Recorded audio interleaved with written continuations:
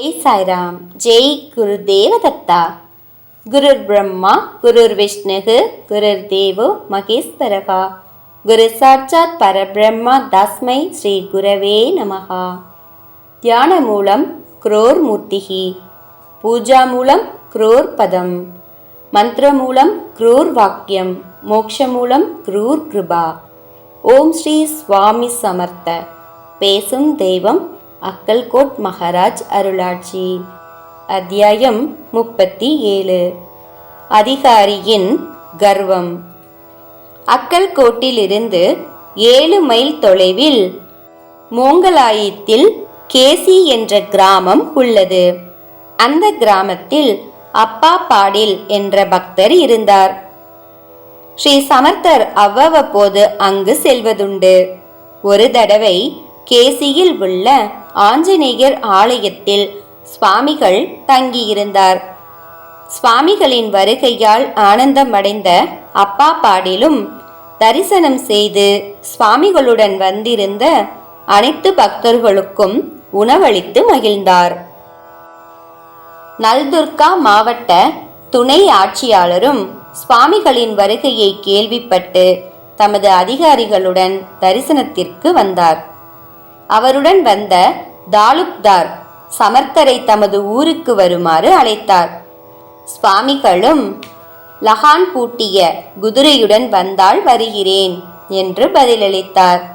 அதனுடைய பொருள் அவருக்கு விளங்கவில்லை.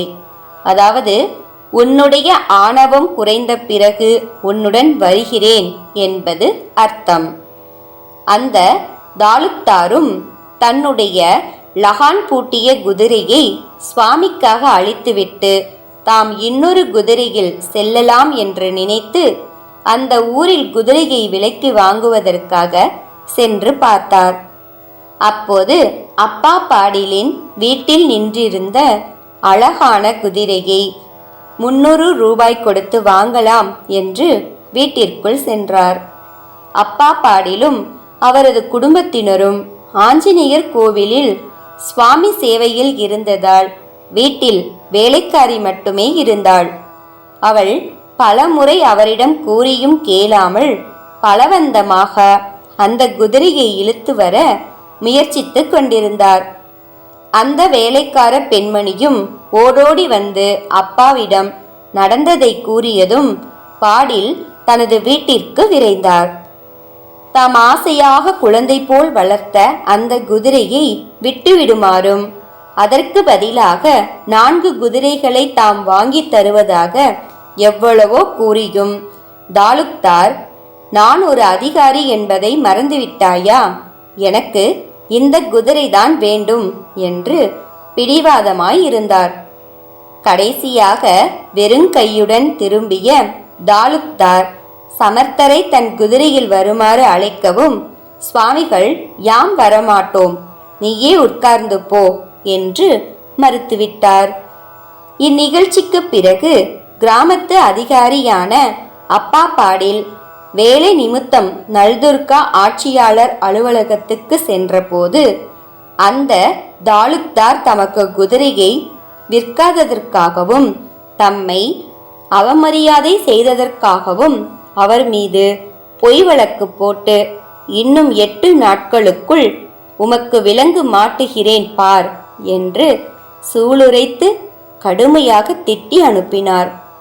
ஆனால் என்னே ஆச்சரியம், அந்த தாலுக்தார் மீது அவரது அரசாங்க விரோத செயல்களுக்காக வழக்கு தொடரப்பட்டு 8 நாட்களுக்குள் கைகளில் விலங்கு மாட்டி வேலையும் பறிபோனது. பதவி வரும்போது பணிவும் வரவேண்டும் என்ற தத்துவத்தை அறியாத அந்த கர்வம் பிடித்த அதிகாரியின் கதை இவ்வாறாக சோகமயமாக முடிந்தது. தூய்மையான பக்தர்கள் வழிக்கு யாராவது வந்தால் ஸ்ரீ சுவாமிகள் அவர்களை விடுவதில்லை. சுவாமியின் பக்தர்களிடம் தேவாதி தேவர்களே அன்பு செலுத்தும் போது சாதாரண மனிதர்கள் எம்மாத்திரம்? குரு கடாட்சம் பரிபூரணம். ஜெய் சாய்ராம். ஜெய் குரு தேவதத்தா. அனந்த கோடி பிரம்மாண்ட நாயக ராஜாதிராஜ யோகிராஜ பரபிரம்ம ஸ்ரீ சுவாமி சமர்த்த மகாராஜ் கி ஜெய்.